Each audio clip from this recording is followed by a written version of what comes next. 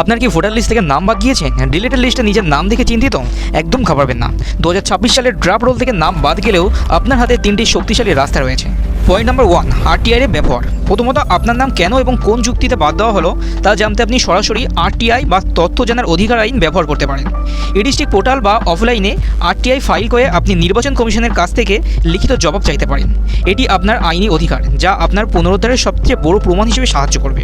সাধারণত আরটিআই এ অ্যাপ্লাই করলে 2 থেকে 3 মাস টাইম লাগতে পারে, তবু আপনি এটা অবশ্যই করবেন, কারণ এটা ভবিষ্যতে আপনার কাজে লাগতে পারে। দ্বিতীয়ত, অ্যাপিল ট্রাইব্যুনাল।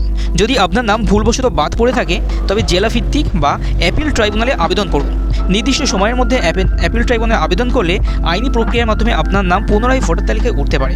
নির্বাচন কমিশনের নোটিশ অনুযায়ী 20 মার্চ থেকে 15 দিনের মধ্যে আপনাকে এই অ্যাপিল ট্রাইব্যুনালে আবেদন করতে হবে। এটা আপনার টোটাল 19 জন প্রাক্তন বিচারপতি নিয়ে সিদ্ধান্ত নেবে। তৃতীয়ত, বিএলও ও ফর্ম 6। আপনার এলাকার বিএলওর সাথে যোগাযোগ করুন। তারা কী সিদ্ধান্ত নিয়েছেন সেটা আপনি আগে তাদের থেকে শুনুন এবং 6 নম্বর ফর্ম ফিল আপ করুন। চাইলে আপনি নিজের ফোন থেকেও করতে পারেন বা নিজের আশেপাশে যে এক্সপার্ট আছে তাদের থেকে করাবেন। 6 নম্বর ফর্ম ফিল আপ করার সময় অবশ্যই মাথায় রাখবেন, নতুন অনেক আপডেট এসেছে, সেগুলো অনুযায়ী আপনাকে কাজ করতে হবে। চাইলে আপনি আমাদের টিমের থেকেও কাজ করতে পারেন। নিচে দেওয়া হোয়াটসঅ্যাপ নাম্বারের সাথে যোগাযোগ করতে পারেন। আমাদের টিম আপনাকে এই বিষয়ে সমস্ত সাহায্য করবে। মনে রাখবেন, এসআইআর বা স্পেশাল ইন্টারভেনশনের রোলের সাপ্লিমেন্টারি লিস্টগুলো একেবারে ভালো করে চেক করে নিন।